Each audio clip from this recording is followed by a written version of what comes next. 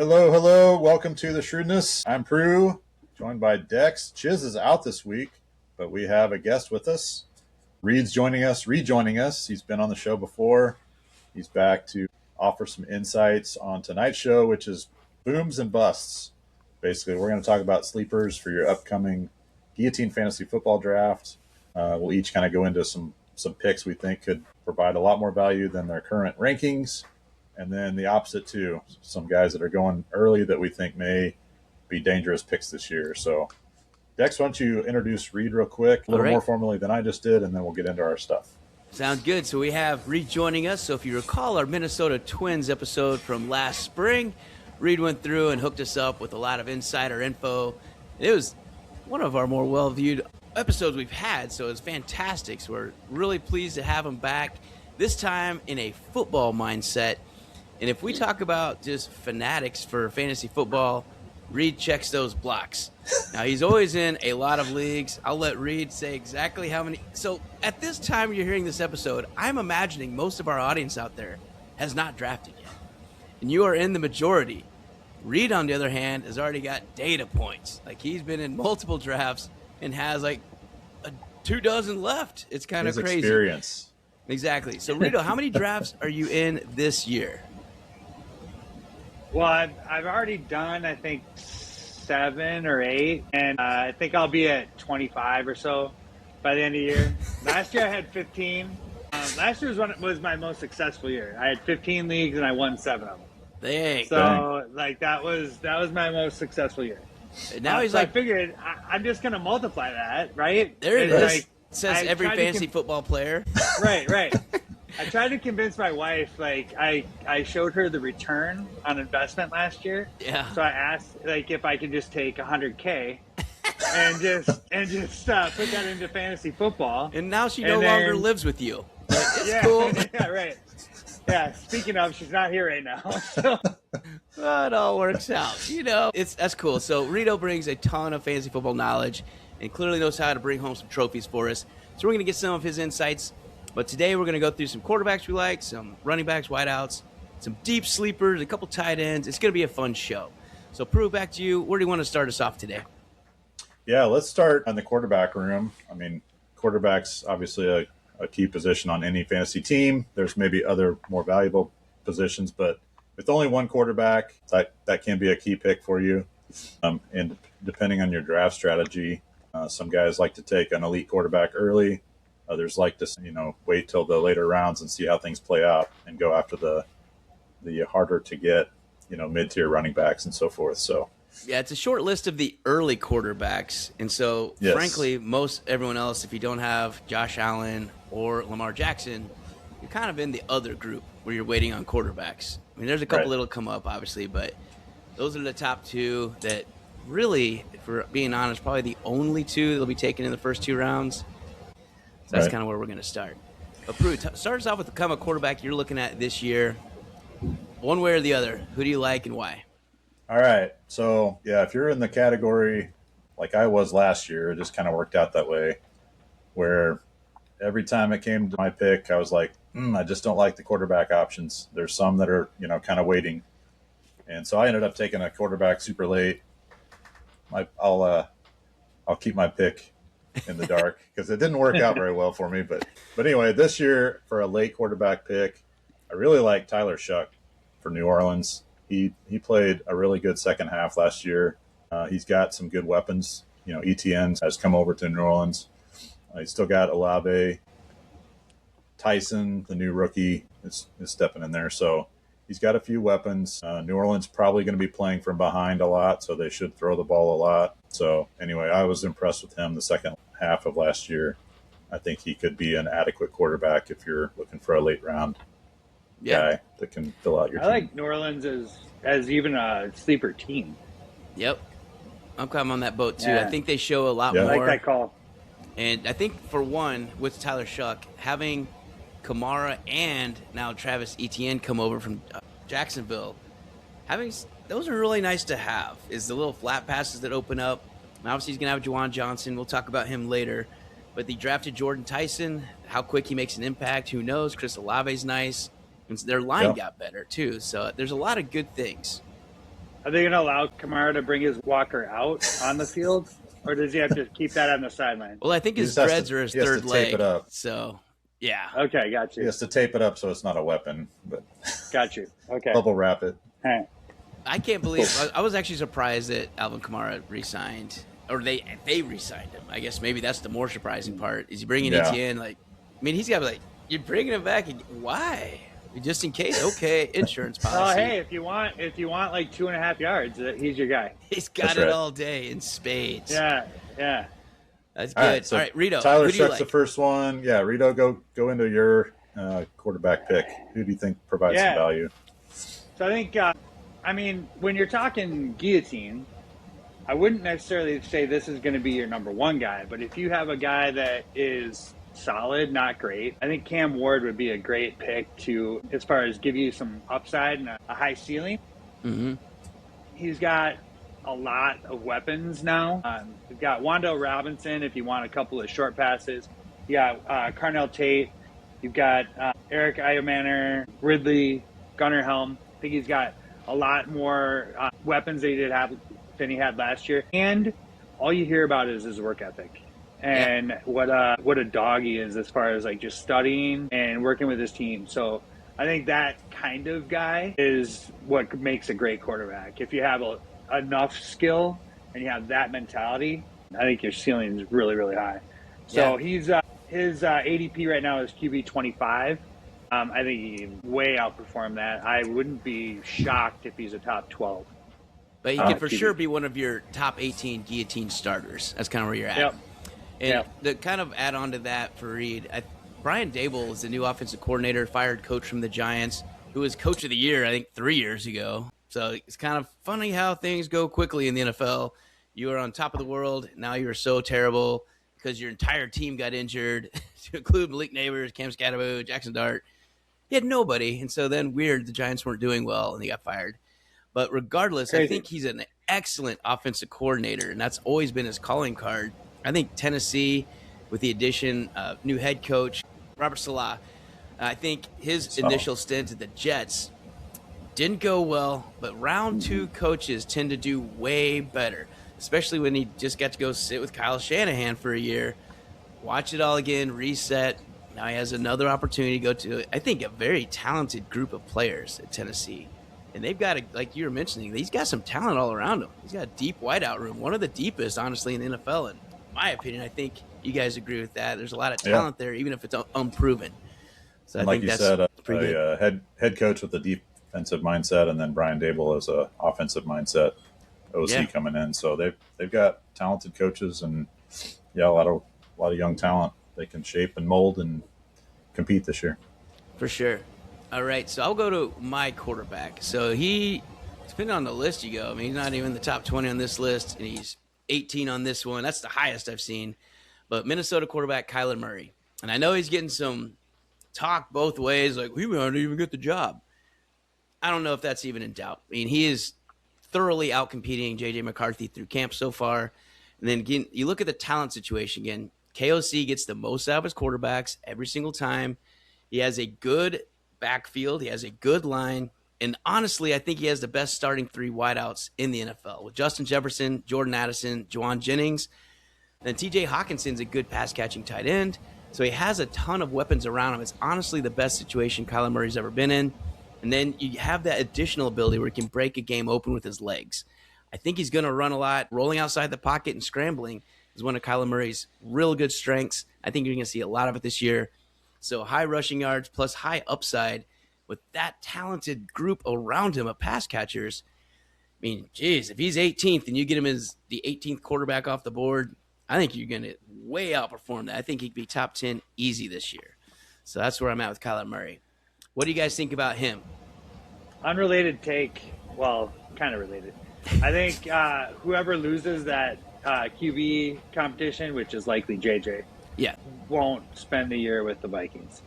I think JJ will be gone if he loses it. And I mean, Vikings will lose a lot of equity that they put into him, but I think that Carson Wentz is going to be the backup quarterback. I do too. Regardless of who the starting quarterback is, and then Brosmer will be 3. Browns were going to be 3, huh? Boy, he looked good. He looked awesome. I mean, hey, you want to be spectacular. And, ideally that's spectacularly great. But Yes. you know what? If you can also be spectacularly bad. Yeah, and that's who you want taking reps on your be- team. Makes the defense feel good. Yeah, exactly. There you go. He's a young guy. He's prototypical size and all this stuff. He got thrown into a rough situation. We'll see what happens. Yeah. Prue, do you have any downside on Kyler Murray, or where do you sit on him? He's still very volatile to me. I want to see him for a few weeks before I'm sold.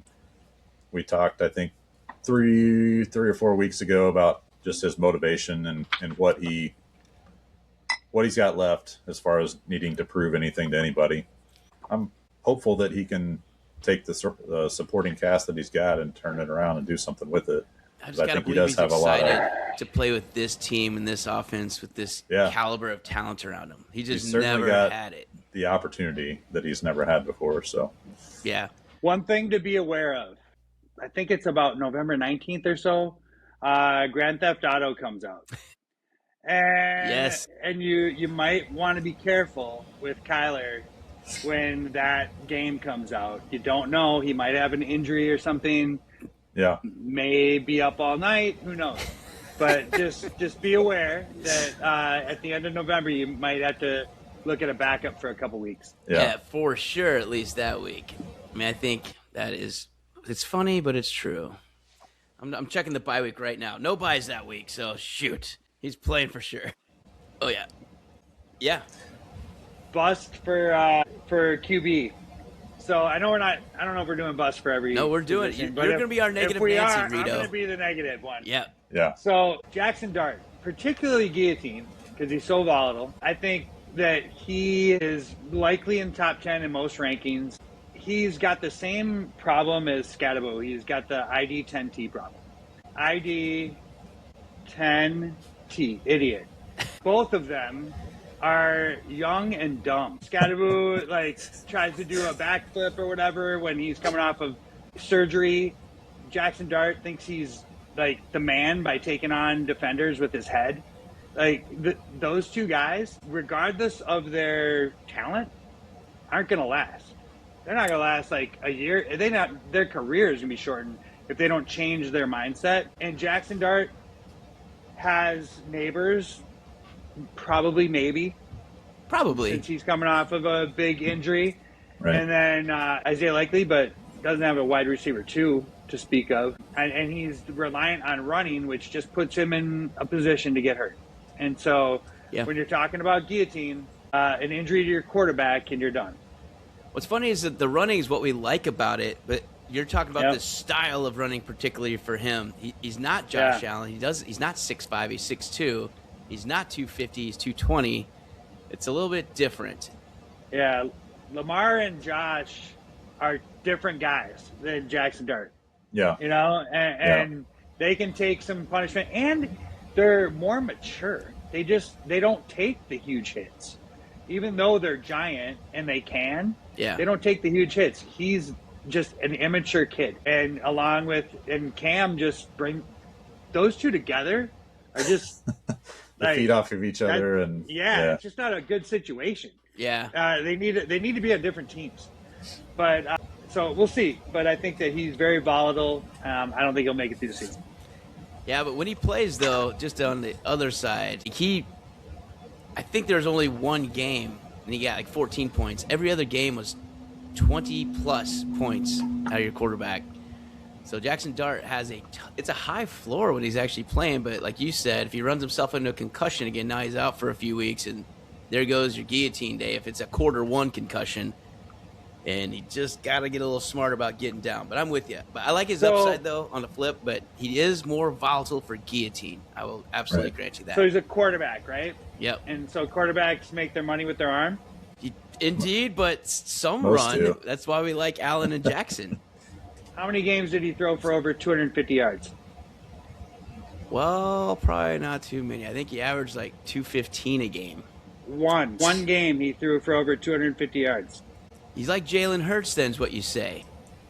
Hey, I'm just saying, Whatever, do what you want. But Jackson Dart, I'm going to have 0% ownership of Jackson Dart this year on all 25 teams. It Nice. is noted. Yeah, Yeah, for Noted. all right, we can move 25. on. All right, let's go to running backs. So, Reed, we'll let you start off on this one. So, running backs, and we'll give kind of a little potpourri. So, we each will kind of go up 3 this time, 2 or 3. Someone you like is going to outperform draft value. Give us your first one on there. So I like Travion Henderson with Patriots. Now, things have to work out for him to be the guy. Ramondre is still there. Yes. But at the end of last year, they really put a ton of trust in Trey. And what was it? Week 9 on, he had 3 games over 28 points, and only 2 games were under 10. Yeah. So he had a really good end of the year. He's just got more juice than Ramondre, and I think that the team knew that. Yeah. And they went with the old guy. Ramondre's not old, but he older, steady, whatever. Steady veteran. And then when they had to win games, they used Trey. So I think Trey will overperform. His ADP right now is running back 22, consensus ranking 24. I think that he can easily be top 15 if things go right. He can be top 10. And I'm not going to talk about Judkins, but I would say the OSU backfield. I think Judkins has a good year ahead of him too. As a deeper sleeper, I would say Jonathan Brooks. Now the problem is he's got a lot of helium right now, and his ADP I have a feeling, is going to continue to rise. Yeah. So right now, I think that he's a value at running back 40, ADP of 125. But you never know what that would be when everyone else drafts, not just Reed. Like, it might be a little different at that time. Yeah, some people actually draft in August. So Yeah. sometimes even into September. Right. Yep. He was best running back in this class, but he's just had 2 huge knee injuries. So if he's right, I think that he's a better running back than Chuba Hubbard, and I think he can be the RB1 there. And then because I'm negative, I'll say my bust is Devon Achane. He's got no wide receivers. Juwan Jennings would be top. Oh, it'd be wide receiver 1 1 and 2 on that team. Right arm, left arm. Yeah, and so they have no wide receivers to take anything off of him. Their tight end Dulcich is maybe a good sleeper as well, but he's not great. And they got Malik Willis at quarterback, who's okay. Their defense is going to be able to key on him. He's not a bruiser. He's not a guy that you give the ball to 25, 30 times a game. I don't see him, number one, I don't see him lasting the year, and he's not going to be in space where he really excels. But he's going to be the main one moving the chains, though. I still think he's going to get a lot of dump-offs and 4 to 6 catches a game. And if you just accidentally scrape across 80 yards of combined rushing and receiving, I think he could still be pretty volatile. I think your main point that I'm kind of agree with you on is the durability. I really don't know how being focused on every single play by every defense for 17 games is going to work out for him. He's just not that big of a guy. None of us are defensive coordinators, but all of us would be like, we know who to look at. Okay, here's the game plan. We shut down Achane. We shut down the Dolphins. So. Yeah. I mean, he's RB7 right now, ADP. His actual overall ADP is 10. Like, there's no way that's crazy. I'm going to be drafting him at all at that price. Yeah. In one league, I'll keep him because I have like a 7th round value on him as a keeper. Well, that's a pretty good value. Yeah, I take him in the 7th round if he comes to my way. Yeah, for sure. But if I had to bet right now, I would say for sure he's going to be outside the top 12. I'll go with that. Prue, who do you like for running backs this year for like value picks, and who's going to outkick the coverage? I've got a couple of what I think are value picks. First one is Bashal Tutin for Jacksonville. ETN's out, so Tutin is in. Well, he's not out. He's on a new team. Well, he's moved on. There we go. Right, so he's created opportunity for Tutin to step in as the new RB1 for Jacksonville. Jacksonville is still, we talked about it late last year, Jacksonville's kind of an underrated team. They just kind of fly under the radar, don't have a huge following, but they were sneaky good last year. And I think with his talent and then the opportunity that he's been given and the supporting cast around him, I think they're going to score a lot of points. He's going to be a key part of that offense. So I like his opportunities, and then he showed off good talent last year in the limited action that he did have. So. He did. So he was one of those rookies last year that also had helium going in, and then nothing ever materialized, though. That's what makes me nervous about Bashal Tutin, because he has all this, and then they brought in Chris Rodriguez from Washington, who I didn't know until I started looking up on this guy, but Liam Cohen had him back in college. That was his guy. I feel like he brought him in for a reason, so I don't know what Tutin's role is going to be. I think he has more talent than Chris Rodriguez, but I kept thinking that in Washington they kept giving him carries too, so I'm not really sure Rodriguez is what hurt the role right will now. be. So well, at least starting the year. Yeah. No, you're right. He hasn't done too much in camp yet, but still a month before game one, over a month.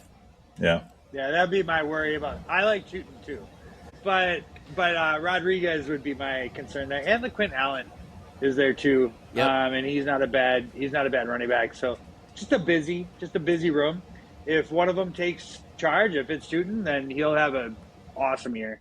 Yeah. But if it's going to be 2 or 3 of sharing, then you know how frustrating that is. Yeah.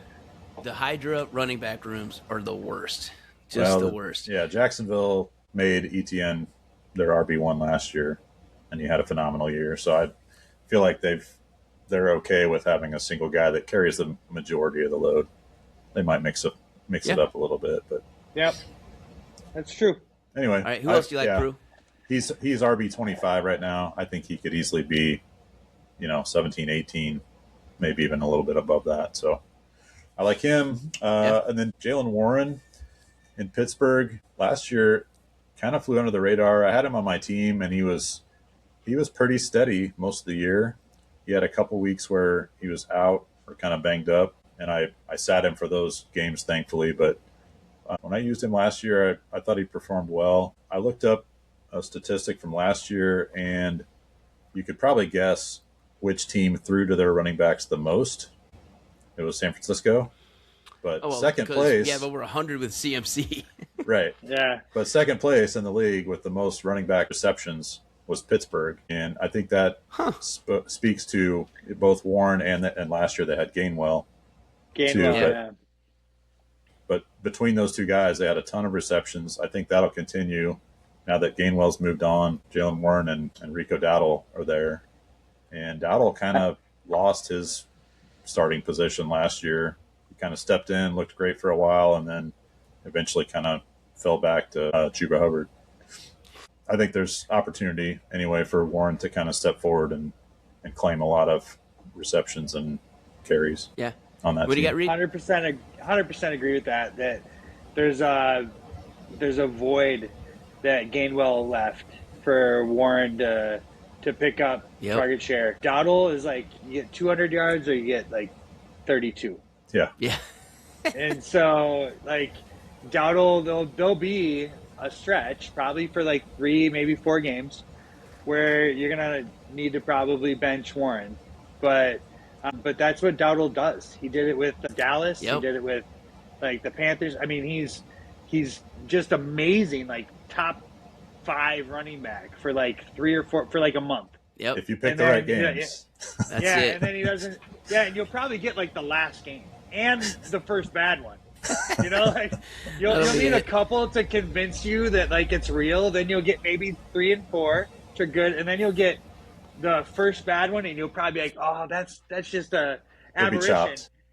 And then you'll get you'll be chopped, or you'll try again, and he'll suck again. So, yeah, he's a boomer bust guy. Yeah, do you guys have any worry that? I mean, so they drafted Caleb Johnson last year out of Iowa. I mean, I think 2nd or 3rd round pick. I think it's 3rd round pick. But now you have Dowdle, Warren, and Caleb Johnson. I know he didn't do much last year, but do you have any worry that he's going to cut into either of their loads? Or is it going to be 3 million Hydra or just a 2? He's not a good athlete. He's there's nothing special about him. I think he's got the ID10T syndrome as well, is what I've heard. Yeah. He can't pick up the playbook, and some stuff like that. Awful pass blocker. Yeah. That never helps you get in the lineup too much. Yeah. Okay. And then what's number 3 for you, Prue? Yeah, I got a couple in mind, but go through your sleepers first, Dex.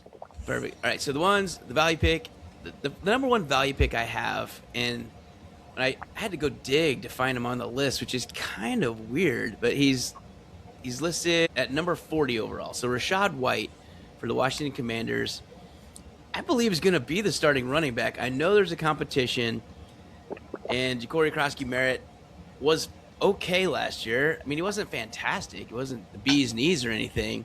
But I think Rachaad White, coming over as a free agent from Tampa Bay, he looked good last year, and he's always looked pretty good. I mean, Bucky Irvin kind of took a bunch of plays out from him, and then last year Tampa Bay kind of had 3 people with Tucker and Rachaad White and Bucky Irving at different times kind of carrying the load. I think Rachaad White going to Washington, he's looked super good so far for Washington. That was with the OTAs all spring, for the summer camp, so far in camp. He's just been the number one guy. And it's someone I think Dan Quinn will really love because he's more consistent, I think, than Ja'Cory Krosky-Merritt.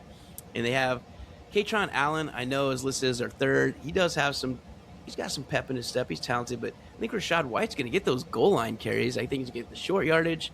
And frankly, he can carry whole drives. He can catch the ball a little bit. I just think he's going to do really well for that offense. And last year, Washington took a huge step back after getting to the NFC Championship game 2 years ago. I think they rally back, too, with a healthy Jaden Daniels. I think you'll see a lot more goal line opportunities. I think he'll be the big part of moving that offense. What do you guys think about Rachaad White? I really like him. He's super versatile. To your point, he'll be a 3-down back, or can be, if they choose to use him in that format. And I think he's kind of played second fiddle on most of the teams he's been on. Yeah, he's got the chance to be the RB1 this year. So, what do you think, Reed? I think you have a great take. My one concern is that, are you 92 years old with the reference to bee's knees? I mean, come on, man. I mean, he's the cat's pajamas then, Reed. I mean, whatever you want me to get you. Okay. All right. So, yes, to answer your question. That's how we attract the youngsters to this show.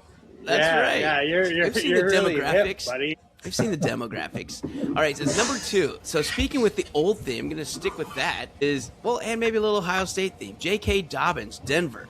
The guy everybody wants to hate and thinks is 42 years old, but in reality, he's the cat's pajamas at only 27 years old. He's not that old. He's just been around a while.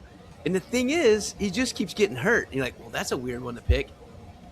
I got it. I don't know if he'll play all 17, but he's certainly better than the 45th running back, especially while he's healthy. Because when he plays, he's really good. I mean, last year, 5 yards a carry, and it's arguably behind the best offensive line of football in Denver. J.K. Dobbins has an opportunity to really put up some great numbers, at least early in the season. And the great thing about Guillotine is your team can continue to improve each week when some team gets cut. If by week 9 he doesn't make it, great. But for the first 8 or 9 weeks, I mean, he had 772 yards in 10 games. I think the 10th game he got hurt. So it's really in 9 games. And I just think he's got a lot more upside. I think R.J. Harvey is not that number one guy. I think he's more a change of pace, third down guy, get the balls kind of thrown at him. And did he show some stuff? He did. R.J. Harvey played well when J.K. Dobbins was out. But the thing is, they brought J.K. Dobbins back again. They really like him. He's really good. Sean Payton knows what he has in a good veteran. And again, the shiny names aren't always the best ones to take on Guillotine draft day. J.K. Dobbins sitting down at draft position 33 on the list as a starter behind one of the best lines in football with a pretty darn good offense there. I don't know. I think you could do worse and feel pretty good if J.K. Dobbins is your number 2 running back. Prue, what do you think about J.K.? Yeah, I agree. He's shown that he can be trusted. That's the thing. Like we talked about earlier, if they know their role and they can pass block and do all the things that running backs have to do besides just show that they're talented running backs. And on that note, he's one of the best at pass blocking, period. Yeah, Rito, exactly. do you like J.K. Dobbins this year? You going to have any shares of him? Yeah, I already do. I have shares of Dobbins. My biggest concern, though, is not Harvey. It's Jonah Coleman. Mm-hmm. And I think that he is more of as far as a running back, he could take on the full role, whereas Harvey, I don't think will ever be a 3-down back. Yep. I think Harvey's going to be like, Kenneth Gainwell kind of guy. But I think Jonah Coleman, I mean, we know running backs can take off when they're at the rookie year. Yep. They don't need this ramp up like some of the other positions sometimes do. So that would be my concern. I think if Dobbins goes down, I think it's Coleman who goes in. Still not R.J. Harvey being next up, in your opinion, for taking the lead back role. No, I don't think Harvey is ever going to be that guy. I mean, if you have to, I don't want to ruin anything, but like, there's another guy in San Diego that Harvey reminds me a little bit of, who could be good in a complimentary role, but. Are you 82 years old referencing San Diego? No, I'm talking about. Oh, you're right. I am. That's the bee's knees, man. I love it. Yeah, that is the bee's knees. That's why we're not live yet. That's all good. I just wanted to highlight that. So R.J. Harvey is being taken ahead of J.K. Dobbins, upwards of 5 to 10 places, depending on the list you're looking at. I just think that's a mistake. I think R.J. Harvey, barring injury, it's going to be J.K. Dobbins first. And if there is injury, I agree with you. I think Jonah Coleman probably takes the lead back role. And R.J. Harvey still stays as like a change of pace back and third down back or something. Yeah. Yep. So, all right. And my number 3, I think, is in a golden opportunity, in a golden moment, at kind of a perfect time. David Montgomery down in Houston. I think D'Amico Ryans is going to run the ball way more because I think C.J. Stroud has shown that under pressure, he's not real good. And the offensive line got better. I'm not going to say they didn't address it. I don't know. I think if you go from a 65 to a 70, though, I don't know how much better you really got. So the line's better. I don't know how great it is. But David Montgomery has shown he can carry a load, absolutely carry a team. He was really good with the Bears. He was really good with the Lions. And I know in different times he was a supporting role and then also sometimes the lead role. But the guy can punch it in, and he's a hard-nosed player. He's exactly who D'Amico Ryan's going to love running the ball. And at this moment, it's his backfield alone. There's no real competition. I know some of you out there are like, Woody Marks, what about him? He looked good last year. He did. Reminds me more of R.J. Harvey. I think Woody Marks is fine. I think he's just fine. I don't think he's a lead every down back. I think David Montgomery is. And so, I mean, barring an injury, I don't think Woody Marks is going to be – he's not going to earn the value. I think is David Montgomery's not on many lists. I don't even know if he's in the top 20. He's not in this top 20. So I think David Montgomery has a lot of upside value. Rito, what are you looking at with David Montgomery this year? What do you think about him? I think that's a great call. He has been complimentary with the Lions, so like traditional thinking would be like, okay, he's been this complimentary back. Can he take on the full role? Well, he's the Thunder. He was the Thunder to Gibbs Lightning. So if he can take on every down back, and I think that offense. Now, to your point, the line isn't great. Better. It's just not good. Yeah, it's not great. But they've been able to make, what was it, Jawar Jordan last year at the end of the year was like putting up some numbers. I mean, they've been able to make pedestrian running backs look all right. And I think Montgomery, if you're going to just look at talent, I would say he's definitely in the top 20 in talent. And I think he could be – I wouldn't be shocked if he's a top 15 back by the end of the year. Yep. How about you, Prue? Yeah, I was just looking. He's RB23 on Fantasy Pros. I mean, he's ranked right now ahead of Travion Henderson. So I think people do see the potential there. They like the situation. I like the situation that he's stepping into. I think it's going to be good. I think it's going to be, again, the thing I like about for Guillotine, it's going to be him getting the ball. It's going to be him getting goal lines. I think Houston offense is going to be good enough to get in there. I think they're going to want to run the ball. He can catch it. It's not like he can't catch. I think he had upwards of 45 catches with Chicago one year. I know he never had that many when you have Jahmyr Gibbs, you don't have to throw David Montgomery very much. So, got it. But at the end of the day, he still was getting double-digit touchdowns in that offense. And now he's the lead back with no Gibbs. So I like his upside quite a bit, and I think he has a really high floor there in Houston. At least beginning of the season, barring a collapse. If that line just totally collapses, that's one thing, but I think he'll be all right. Dex, you got any busts in your running back room? I don't know if it's just because I hate the Jets. I don't think Breece Hall is going to do very well. I know there's a lot of where's he going to go in the offseason, and they're like, oh, man, that's probably pretty good. He stayed in New York. Is it? I don't know. I think that team is still atrocious. I think Geno Smith, is he an upgrade? I don't think so. He's just kind of back to where he started. You have Garrett Wilson. There's not much to throw to. Adonai Mitchell, I know, was doing pretty well at the end. They drafted Omar Cooper Jr. They have some guys. I just don't think they're a very good team. I don't think he's going to be able to run much. I think it's a hydra backfield with Braylon Allen, Isaiah Davis. You don't even know if he's going to get the most carries in a given game. So I think he'd be my bust. I know he's not super high on the list, but ironically, he's higher. He's at 16, where I would take J.K. Dobbins 10 out of 10 times over him. Like all these guys listed behind him. DeAndre Swift, Quinshon Judkins, Trevion Henderson, Tootin, Montgomery, Dowdle, Warren. I would take all those dudes ahead of Breece Hall. So I think he's a huge bust, but I don't know how many people are really taking him. You've been in a couple drafts. Where's Breece Hall going, Reed? He's going higher than you'd think. He's actually going above ranking from what I've seen. Wow. What do you think about that? Do you see an upside that I'm missing? The only thing I can think of is that because they extended him, like that they think that he's gonna be the guy. I mean, Braylon Allen did kind of tank last year. He did. He's still there. True. Breece Hall, like it, dislike. You're like, wait a minute, he's got more upside. Because I know you kind of like Garrett Wilson way more than Chiz and I. And do you feel the same about Breece Hall? Am I just not giving him the credit he deserves? They'll hopefully be a little more surprising this year than they were flat awful last year. I think we can all agree on that. I think Breece Hall surprised me last year. On a terrible team, he was still kind of the shining star. Garrett Wilson was, great the first half of the season, and then when teams shining took him star, away, 1,065 yards, 4 touchdowns. I mean, for the Jets team, how many catches did he have? He had 36, which is that's less than Jonathan Taylor, who we say doesn't catch anything. Yeah, I would have expected more. And 350, well, again, so they total were yards, like 1,400 yards total, mate. How many games did he play? All of them? Yeah. Yeah.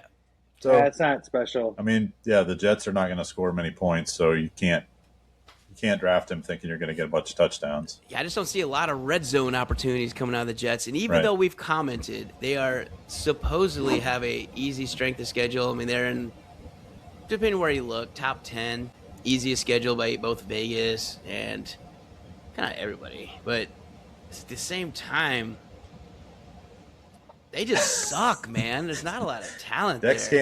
Dex can't draft a Jet out of principle. Like, I will have 0 teams with Breece Hall on them. Guaranteed. I will never see value in him because I have him like below so many other people. Yeah. I have him in a couple of dynasty leagues, and like he's not droppable. Well, that's from like 3 years ago. You probably drafted him. Yeah.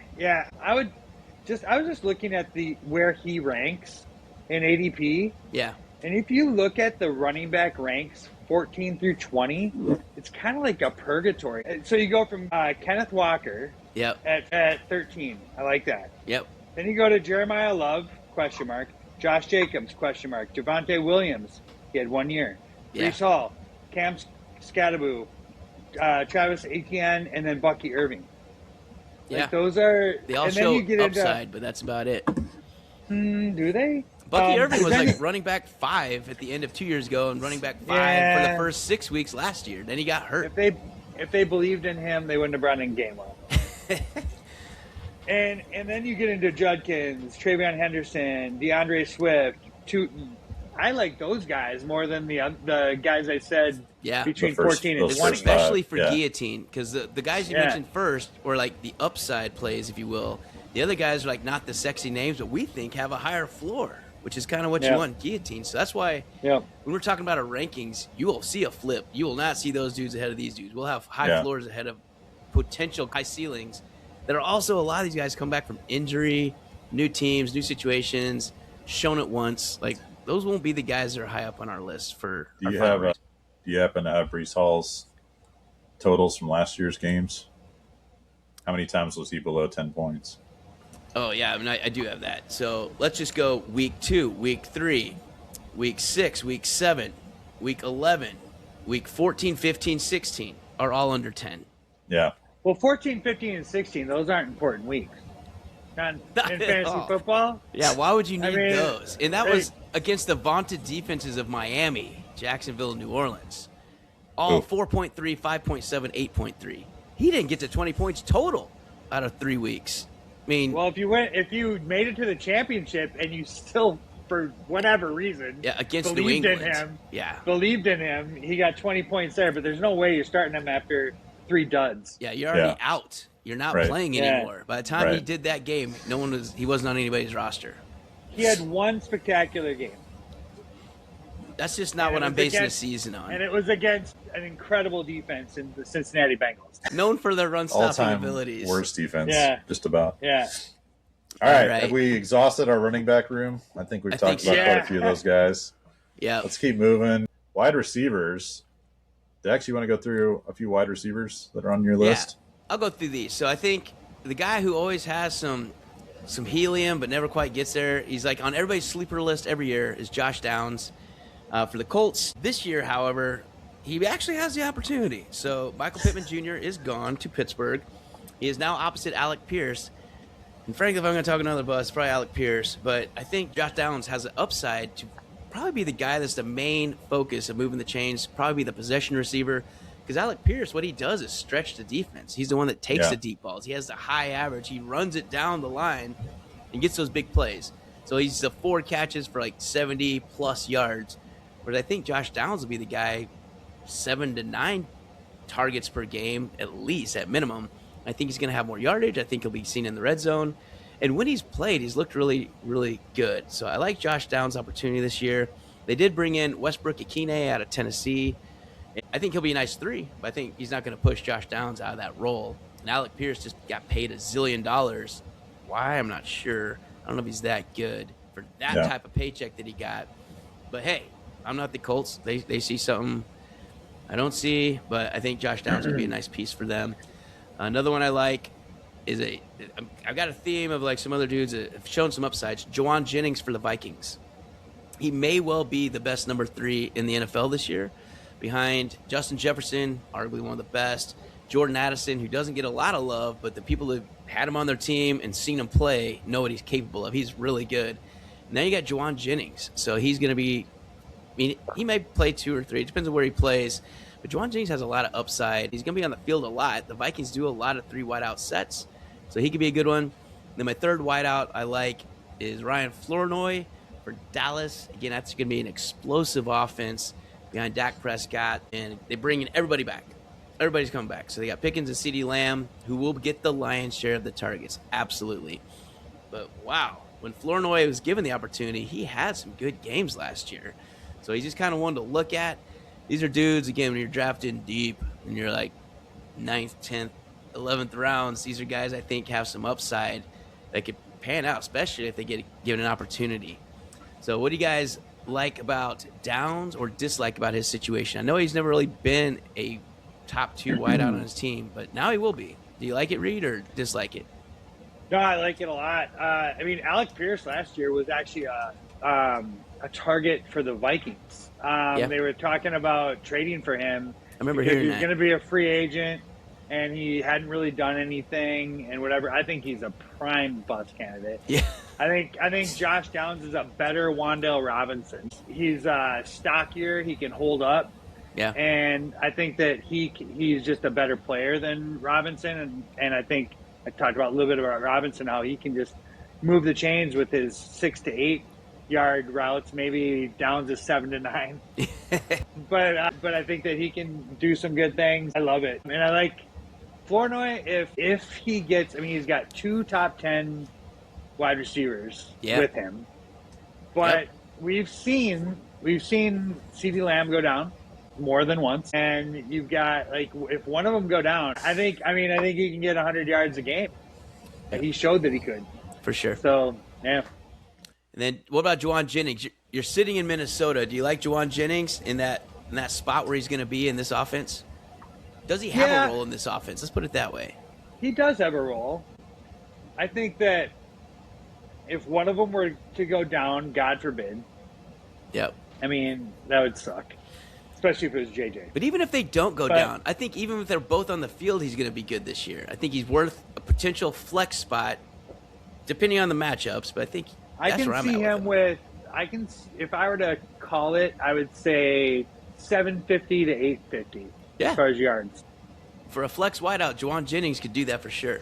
And I think he can get you like 6, maybe top end 8 TDs. Yeah, that's where I'm at too. Prue, which one of those guys you like, or are you kind of concerned about any of them? I think there's a spot for Jennings for sure. That's kind of the Jalen Naylor spot from last year. Last year, yeah. Right, so there's plenty of opportunity for him.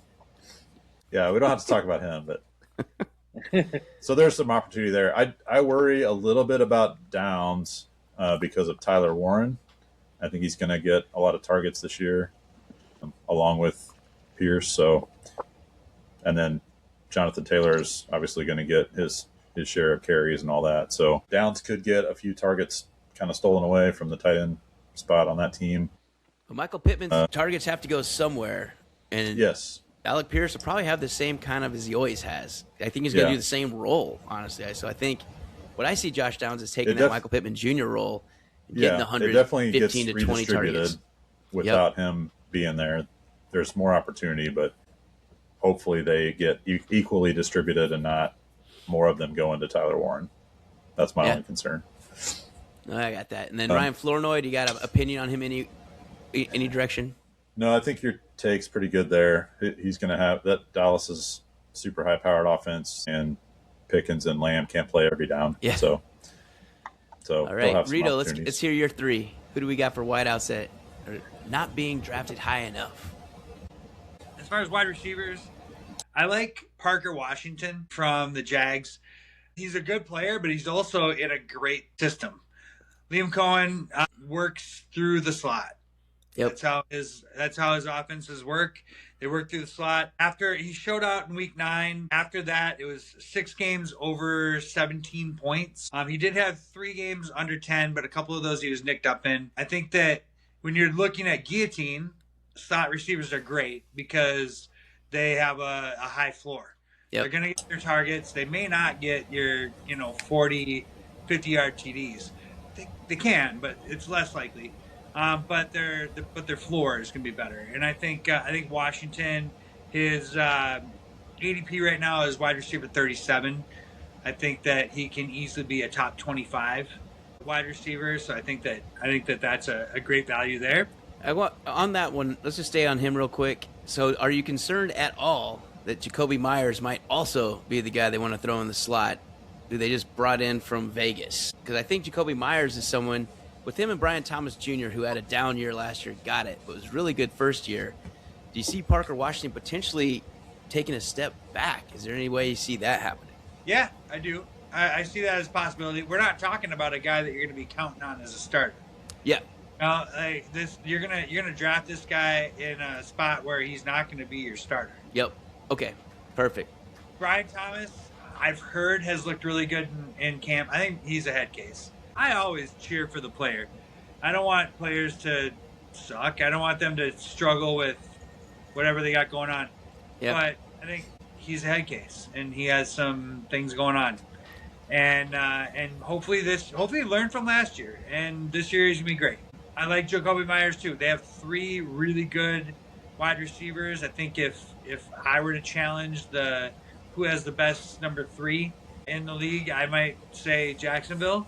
I just wouldn't know who that guy is. One of those guys. But it'd be one of them. Yeah.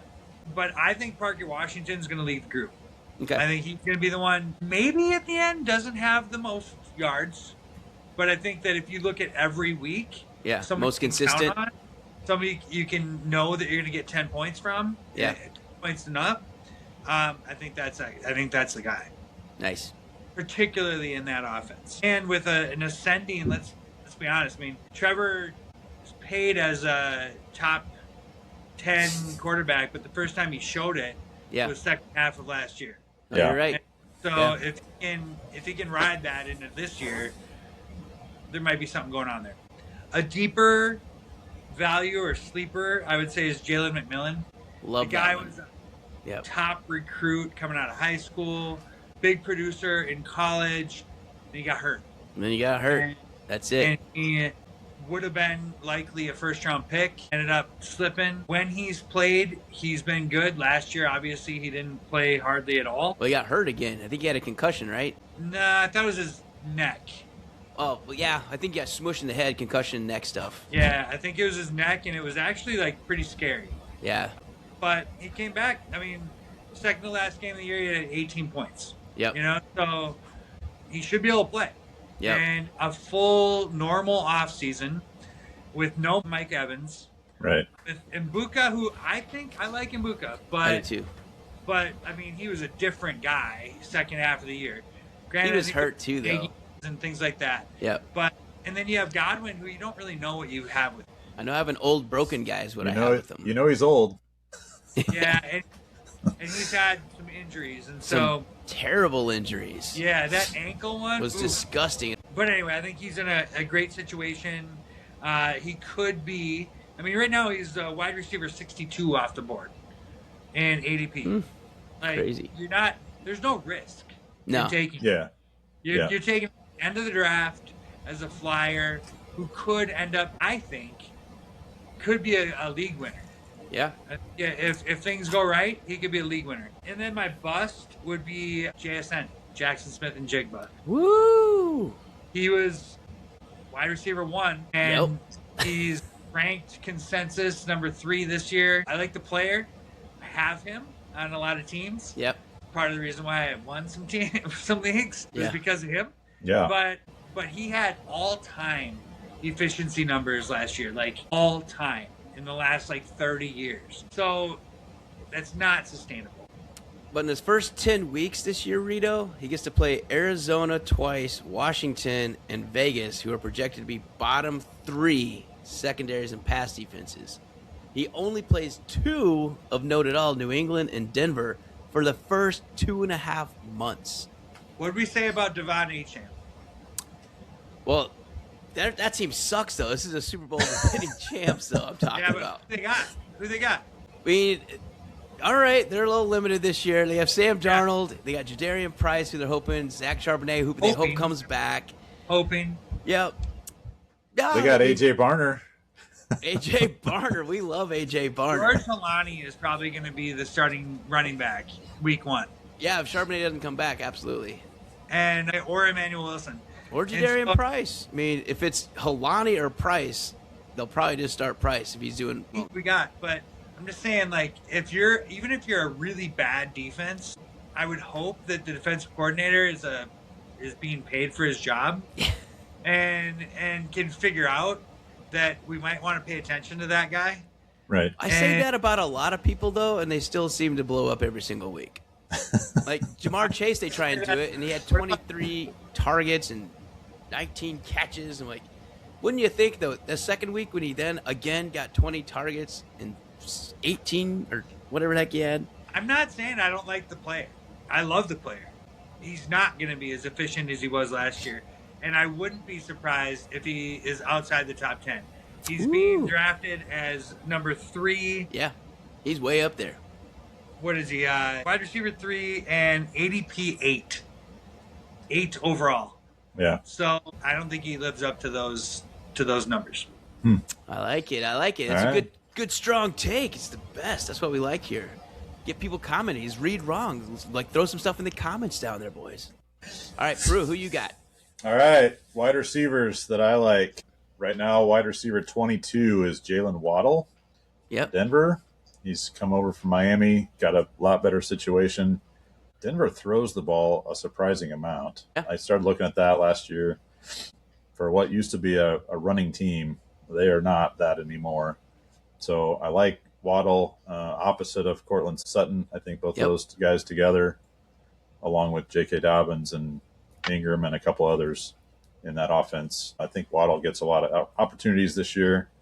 I could see him solidifying himself as a wide receiver 1 for that team. So I like his potential there. Deeper sleepers, if you're looking for later rounds, I like Jalen Coker for Carolina. Yeah. I think he's another guy that is kind of a sneaky number 2, right behind Tedero McMillan.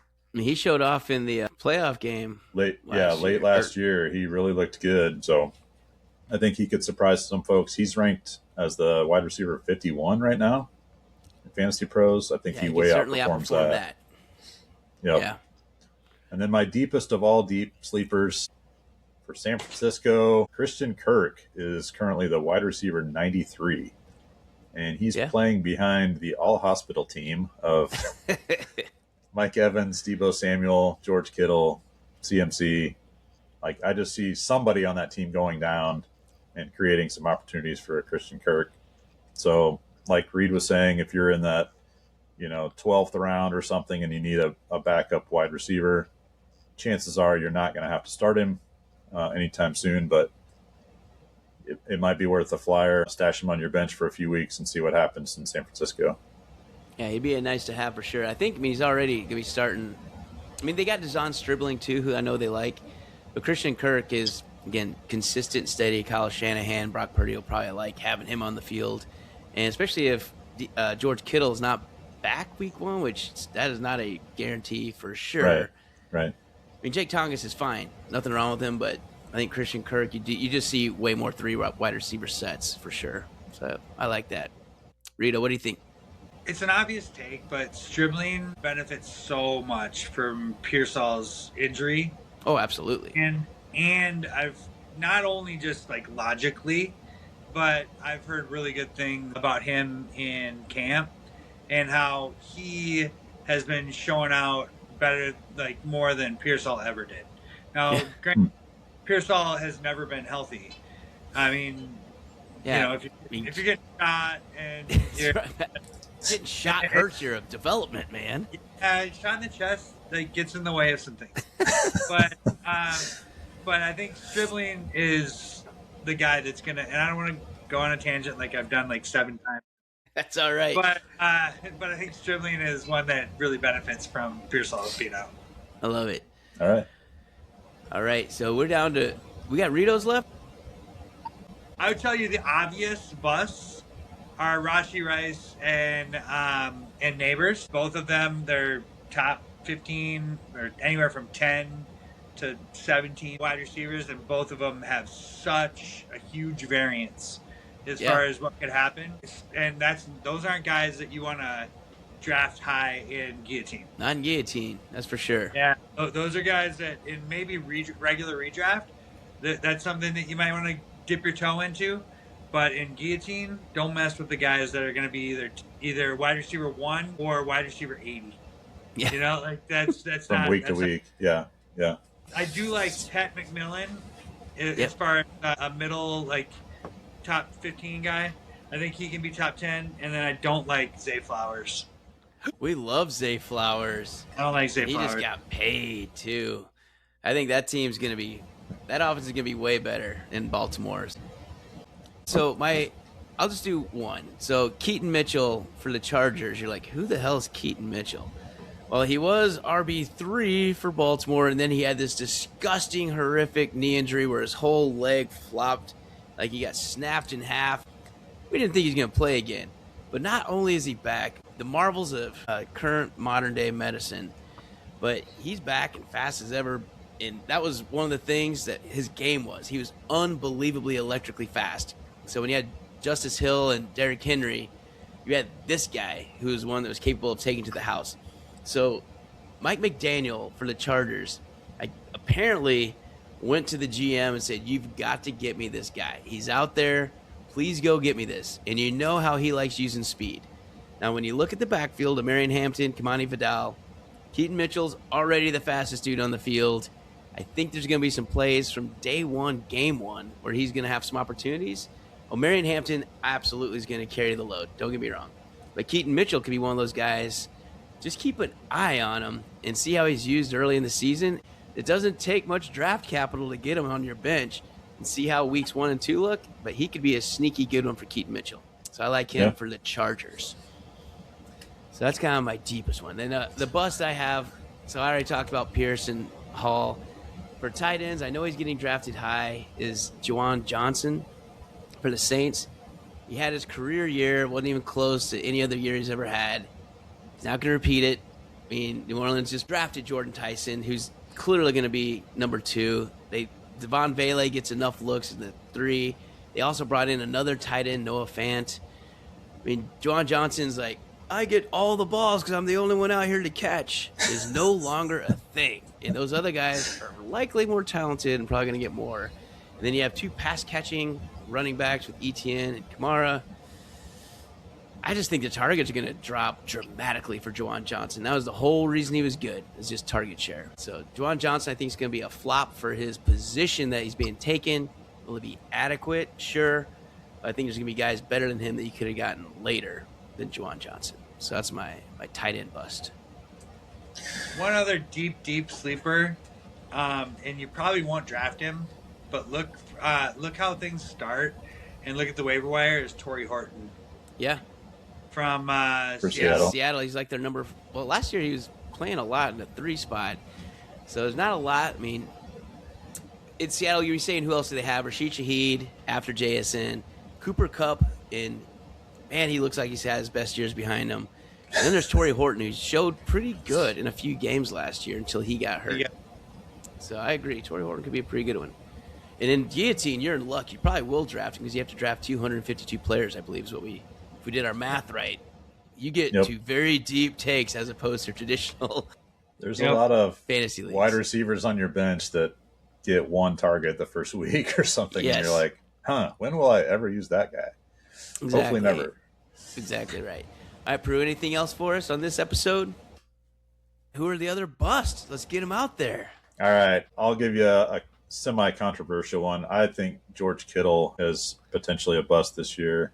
If he plays, he's had some injury problems the last couple of years. He's already, had a bad injury at the end of last year. Yeah, he might be on the pup to start this year. So he may not work out to even start the season.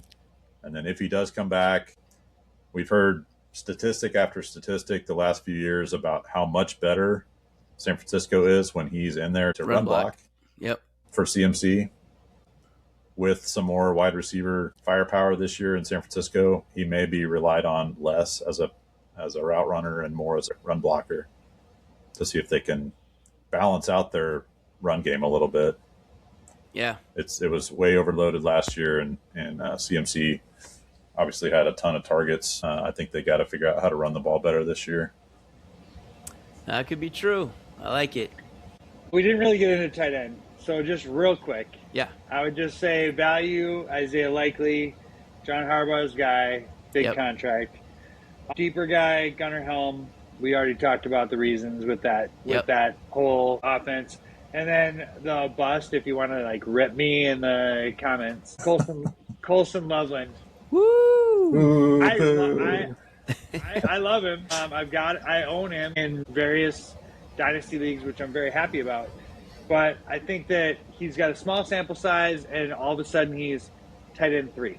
I think that's just risky. I think he could be top 3. I think he also could be outside the top 10. So I think that he's just a little risky being taken where he's been taken right now. His ADP overall is 48. I think if it's not a tight end premium league, that's high. If it's tight end premium, then that's. I think that'd be early to take him for Guillotine at 48, but I don't know. It probably has him. Probably what you're saying. Probably within the top 4 tight ends taken. I mean, it's only gonna be Bowers and McBride probably ahead of him. Maybe Warren would probably be the only other one that would be taken ahead of him. So I think, I don't know. I mean, it's a thin position. We talked about it in our tight end episode, which hopefully you listened to. So that came out this week. But we talked about the cliff with tight ends. If you don't get one of the good ones, you suddenly get to 10 and you're like, son of a, what do I got? And so when you want a high floor. Yeah, beyond about tight end 6, you're looking at 10 guys that are exactly the same. I think tight end 8. I think it's 8. I think it's McBride, Bowers, Loveland, Warren, Fannin, Kraft, Pitts, and Laporta. Yeah. And that's probably it. And then it goes down to Goddard, Kincaid, Kittle, Kelsey. When you're really dropping off when you get to Kelsey, Andrews, blah, blah, blah. Yeah, once you get past those, then you are at the cliff. And Yeah. and talking about Kamara with his walker, I mean Kelsey, Jesus, he's. But They he bring him out- was they still a bring him top out on a 5 tight gurney. end last year, though, Rito. They bring him out on a gurney. Like, It's Kamara was like- not a top 5 running back. Kelsey was still a top 5 tight end. Yeah, I feel like that was his tribute year. Like they thought that that was his like final hurrah. But now he's going to do Swan his song. Eras tour. Yeah. Yeah, right. Back for season yeah. 13. Jesus, ridiculous. It's the best. All right, Shrewdness. I think that's going to wrap us up for this one. Hope you enjoyed our values, sleepers, busts, whatever the heck we wanted to call them. They got many names, but we got through a laundry list of those. So do what you will with the list. We're going to probably put some of these ideas into our final list, which again I think comes out next week. It's going to be getting pretty close. For sure. That should still give you plenty of time to participate in another, I don't know, 10, 15 drafts, right, Reed? Yeah. Yeah, I'll be like 20 in by then. Yeah. Yeah. It's like I only have a couple left. It'll be awesome. I only have like 3 active right now. Okay. Yeah.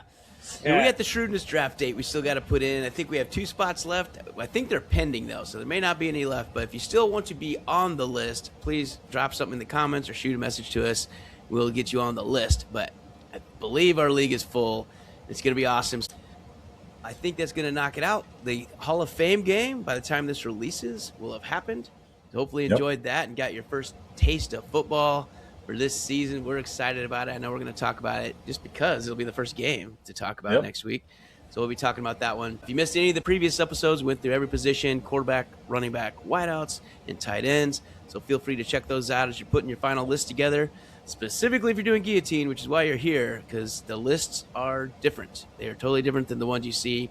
ADP lists don't mean anything for Guillotine, so please do not use those. Use the one that we're going to put up on our website on the shrewdness.beam.ly.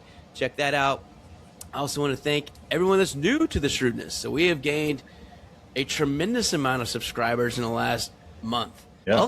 Welcome to the Shrewdness. It's great to have you here. Hopefully you enjoy the show and the content, and we'll keep the stats going online. Again, on the shrewdness.beam.ly, we'll have stories, we'll have updated rankings, and we'll put out past the position rankings that are already there. We'll have the entire rankings coming out very soon. So that's what we got. Keep tuning in. We'll have an episode every week throughout football season. Plan on talking about our favorite picks for the week, what went wrong the previous week for some players, and all those good things. And we plan to keep our website updated with all that information too. So go to that, theshrewdness.beam.ly, bookmark it, revisit it often. There's going to be new content all throughout the upcoming season. So Absolutely. hope to see All you right, there. Rito, thanks for joining. Thanks for taking some time out to hang out with the Shrewdness and give us some insights, specifically since you had some actual draft opinions that you've already been in. So appreciate you joining us tonight. We'll have you back on throughout the season. It'll be fantastic. Thanks for having me. No problem. So until next week, stay shrewd.